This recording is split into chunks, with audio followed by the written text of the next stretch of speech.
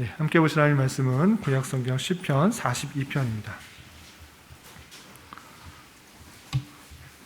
구약성경 시편 42편 1절부터 11절까지 말씀. 구약성경 832쪽 전후를 보시면 되겠습니다.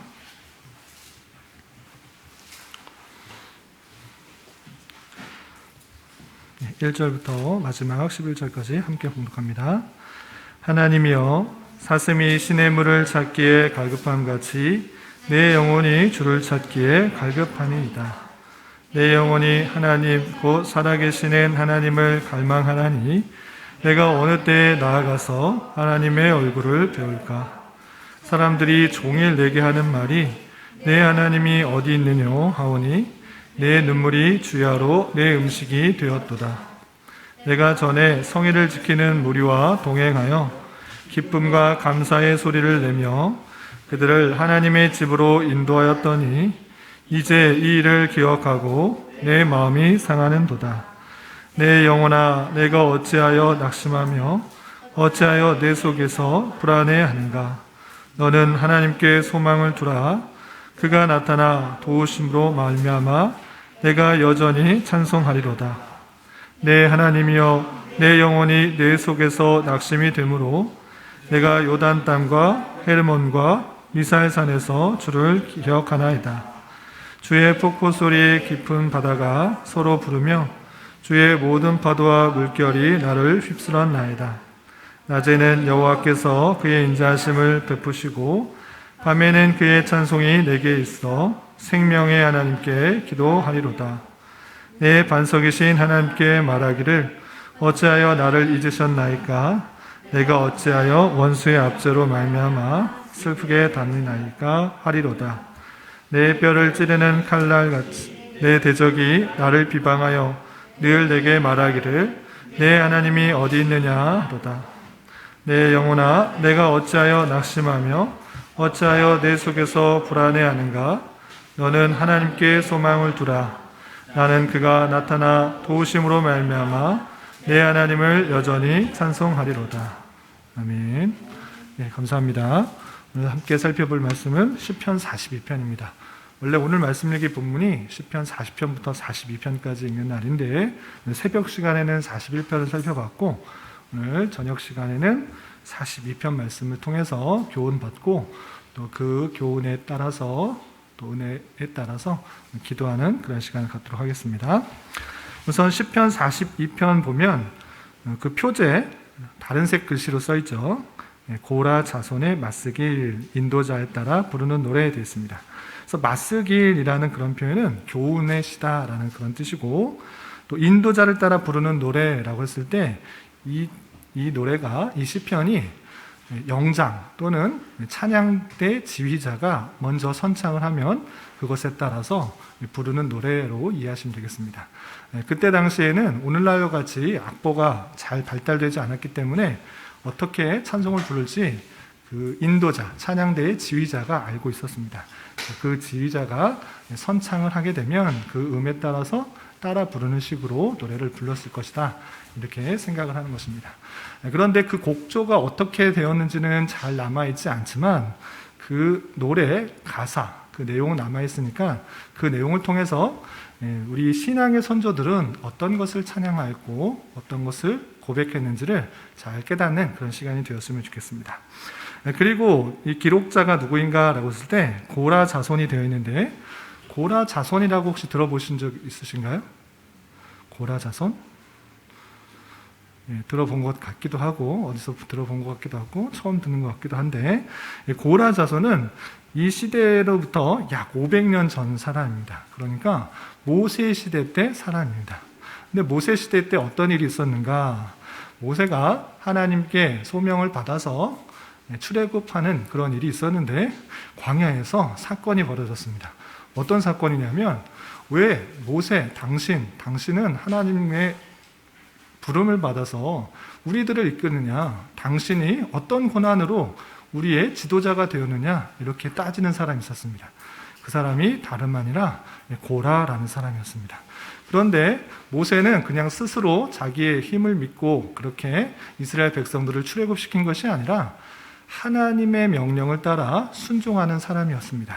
그렇기 때문에 고라 자손이 모세를 반역한 것은, 그렇게 따지는 것은 모세뿐만 아니라 하나님을 반역한 것이었기 때문에 하나님께서 그 고라와 반역한 무리들을 어떻게 했을까요? 하나님께서 심판하셨습니다. 그래서 땅이 갈라져서 그 고라와 그와 함께 동조했던 반역의 무리들이 하나님의 심판을 받아 모두 죽게 되었습니다. 그런데 그 고라의 자손은 고라의 모습을 따라 하나님을 반역하고 하나님의 지도자를 반역한 사람이 된 것이 아니라 오히려 성전에서 하나님을 찬송하는 그런 찬양대의 역할을 했던 것입니다. 고라는 비록 하나님의 말씀을 대적하고 또 하나님의 지도자를 반역하는 그런 불순종의 모습이었지만 오히려 500여 년이 지난 그 시간이 지났을 때 그의 자손은 고라와는 정반대의 모습으로 하나님의 어떠하심들을 찬양하며 기뻐하며 즐거워하는 모습을 보였던 것입니다. 이것이 참으로 놀라운 하나님의 섭리라고 생각할 수 있습니다. 하나님께서 그렇게 반역한 사람들도 그 자손을 변화시켜서 하나님을 찬양하는 사람도 세우는 그런 모습이 있는 것입니다. 그런 시편 중에 하나라 이렇게 생각하시면 되겠고, 그렇다면 이 시편, 고라 자손의 시편에는 어떠한 내용이 남겨 있는지 우리 교환을 보면서 좀 살펴보도록 하겠습니다.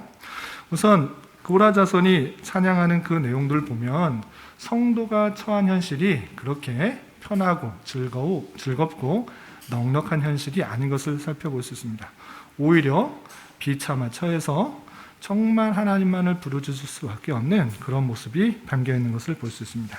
그런 구절을 먼저 찾아보도록 하겠습니다. 3절에 보면 이런 표현이 있습니다. 3절 보면 사람들이 종일 내게 하는 말이 내 하나님이 어디 있느냐 하오니 내 눈물이 주야로 내 음식이 되었도다 라고 하고 있습니다.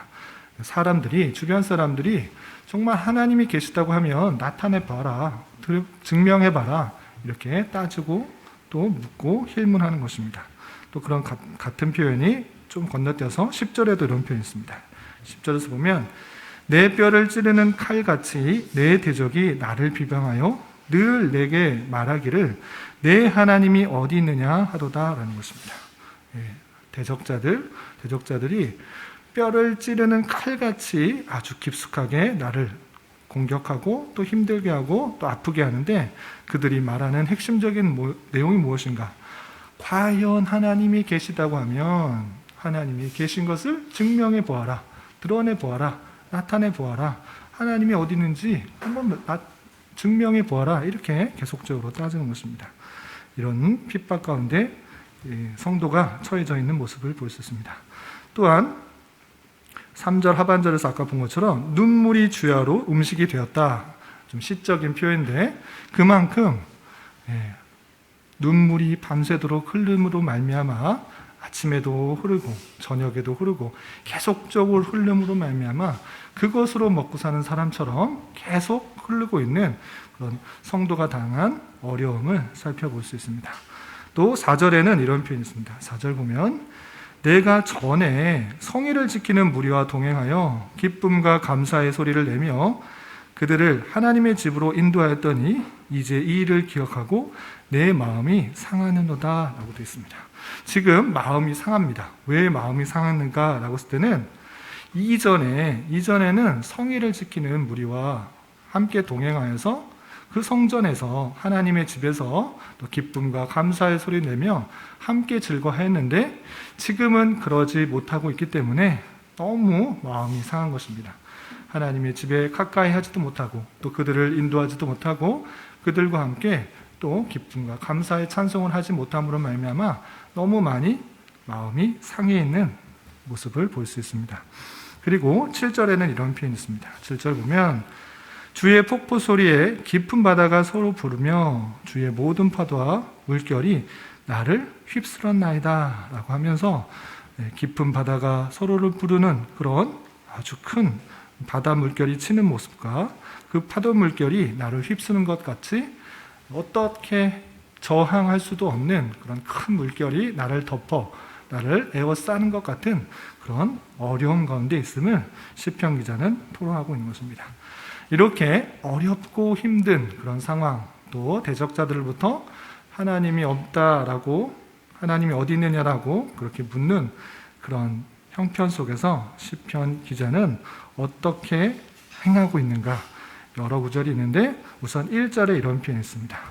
그렇게 어렵고 힘든 속에서 시편 기자는 1절에 보면 사슴이 시냇물 찾기에 갈급함 같이 내 영혼이 주를 찾기에 갈급하다라고 됐습니다. 사슴이 시냇물 찾는 모습 혹시 보셨나요? 사슴이 시냇물 찾는 모습? 네, 잘 못 봤죠. 그냥 물을 마시는 장면만 TV에서 보는데 저도 실제적으로 눈을 보지 않았습니다. 그렇지만 사슴이 시냇물을 찾아서 다닐 때 그 빠른 껑충껑충 뛰는 모습으로 그 물이 어디 있는지 이쪽 저쪽 찾아다니는 것입니다. 그 산속에서 목이 가라해서, 너무 가라해서 이쪽 저쪽 껑충껑충 뛰어다니면서 물을 찾는 그런 모습들이 있는 것입니다. 마치 그런 모습과 같이 시편 기자는 그 어려움과 환난과 핍박 속에서 사슴이 시냇물을 찾는 그 모습과 같이 주를 찾으면서 주로부터 오는 그 즐거움과 또 생명수, 시원함을 찾기에 더욱더 힘쓰고 있는 모습입니다.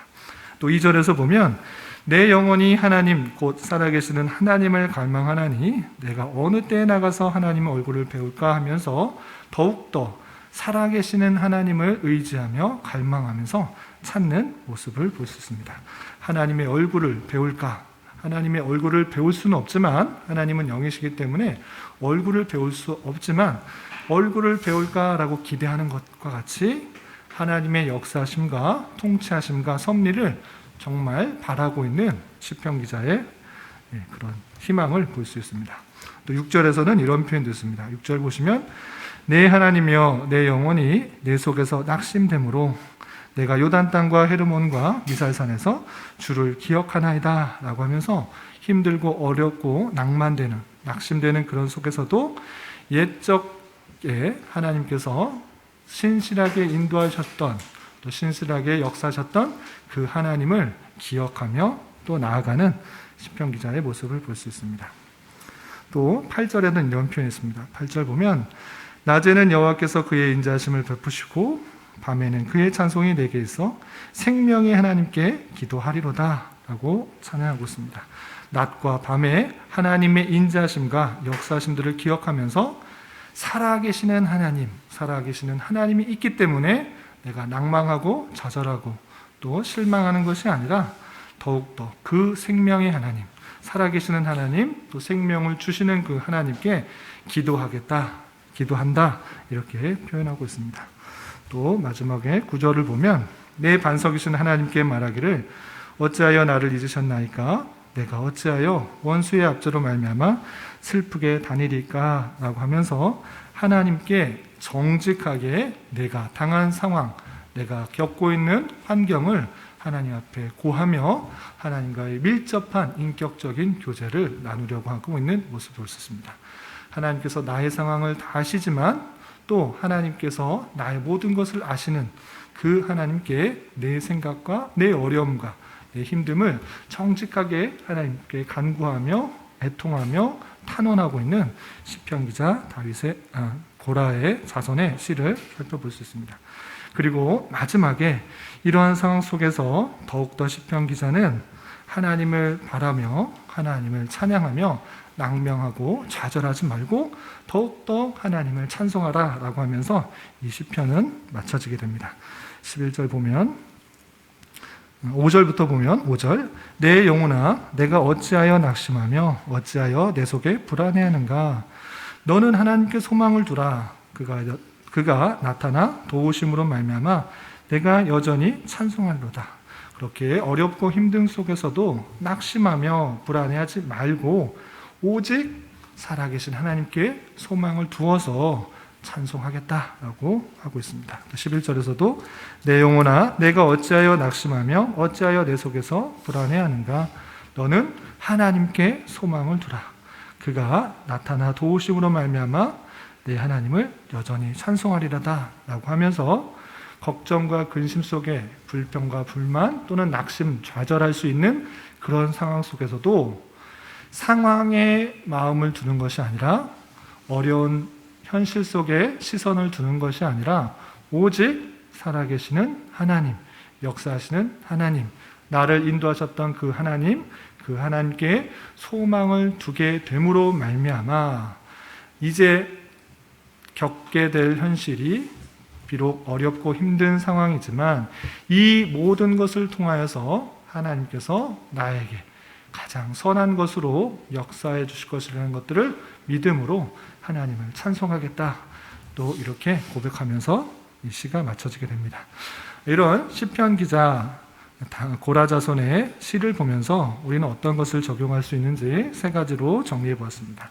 첫 번째, 성도가 때때로 만나게 되는 고난의 현실에 너무 놀라지 말아야 될 것입니다. 하나님의 말씀을 따르며 살고 세상이 추구하는 것을 따르지 않는 것 자체가 고난의 길이라는 것을 알면서 성도가 가는 길, 그 길은 넓고 평안한 길이 아니라 좁고 협착한 길이다, 고난의 길이다, 십자가의 길이다 라는 사실들을 늘 염두에 두어야 됩니다. 비록 고라 자손이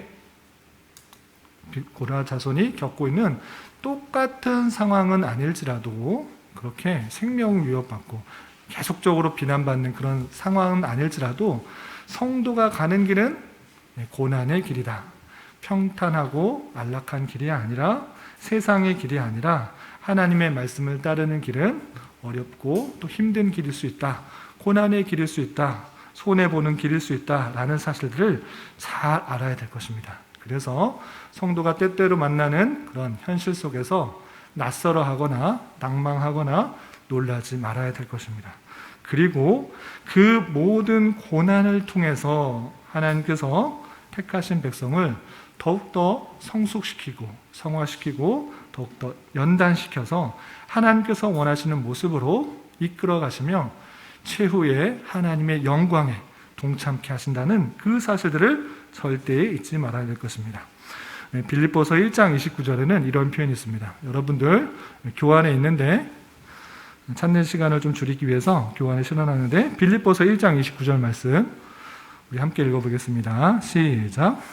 그리스도를 위하여 너에게 은혜를 주신 것은 다만 그를 믿을 뿐 아니라 또한 그를 위하여 고난도 받게 하려 하심이라. 아멘. 우리 수요 성경 공부 시간에 빌립보서에 대해서 자세히 배웠습니다. 감옥에 갇힌 사도가 그 밖에 있는 성도들을 위하여서 어떻게 교훈하였는가, 어떻게 권면하였는가. 너희가 은혜를 받은 것, 하나님께서 너희에게 은혜 주신 것은 평안하고 잘 먹고 잘 살고 또 안락한 삶을 살기 위해서 한 것이 아니라, 그것은 그를 믿을 뿐 아니라 그를 위하여 고난도 받게 하려 하심이다 라고 표현해 주고 있는 것입니다. 그 고난을 피하는 것이 아니라 잘 받아들이는 것, 그 고난을 통해서 성도는 더욱더 성숙할 수 있고 성장할 수 있고 하나님만 바라게 될 수 있다는 그 사실들, 성도에게 고난은 피할 수 없는 현실이요 맞닥뜨려야 될 내용이라는 것들을 잘 알고 우리가 그것에 대해서 잘 감당할 수가 있어야 될 것입니다.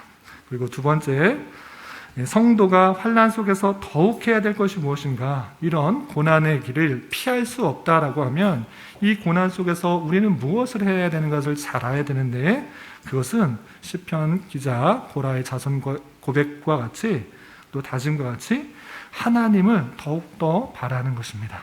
마치 목마른 사슴이 시냇물을 찾아 이쪽저쪽 뛰어다니면서 가랄 그 목을 해결하기 위해서 찾고 또 찾는 것처럼 우리 또한 그 어려움과 환난 속에서 하나님을 찾기에 더욱더 힘써야 되는 것입니다. 그런데 그 하나님을 찾는 가운데 있어서 근심과 걱정 또는 낭만과 좌절 속에서 하나님을 부른 것이 아니라 하나님께서 택하신 백성에게 가장 적절한 때에 가장 선한 것으로 채워줄 줄 알고 하나님의 지혜 가운데 내가 살아가고 있다는 그 사실들을 알고, 비록 현실에 겪고 있는 상황이 어렵고 힘들지라도 가장 필요할 때 가장 선한 곳으로 응답해 주시고 역사해 줄 것을 믿으며 그 믿음으로 하나님께 간절히 감사함으로 나가야 되는 것입니다. 단순히 원망과 불편, 낙담과 좌절, 근심과 걱정 속에 나가는 것이 아니라 하나님께서 택하신 백성을 가장 사랑하시고 내 생각보다 훨씬 더 잘 아신다라는 그 사실, 그리고 모든 상황과 환경과 여건을 조성해서 하나님의 택하신 백성들을 더욱더 성장시키시려는 하나님의 뜻과 계획이 있음을 알고 하나님을 찬양하는 마음으로, 기쁜 마음으로 나가야 되는 것입니다. 빌립보서 4장 6절에 이런 표현이 있습니다. 옆에 교환에 나와 있는데 함께 읽어보겠습니다. 시작. 아무것도 염려하지 말고 다만 모든 일에 기도와 간구로 너희 구할 것을 감사함으로 하나님께 아뢰라. 아멘. 하나님께서 우리에게 요구하시는 것이 있습니다. 그것은 무엇인가? 하나님께 의지해라. 하나님께 기도해라. 하나님께 간구하라. 걱정 근심하지 말고 염려하지 말고 하나님께 모든 것들을 아뢰라 라고 말씀하셨습니다. 모든 것을 아시는 주님께 의지하는 그 모습, 그것을 하나님께서 더욱더 바라시는 줄 알고 우리는 아무 근심, 걱정, 염려 없이 하나님께 모든 것을 맡기며 감사함으로 하나님께 아뢰야 될 것입니다. 또한 마태복음 7장 7절부터 11절에는 이런 표현을 했습니다. 마태복음 7장 7절부터 11절 말씀 함께 읽어보겠습니다. 시작.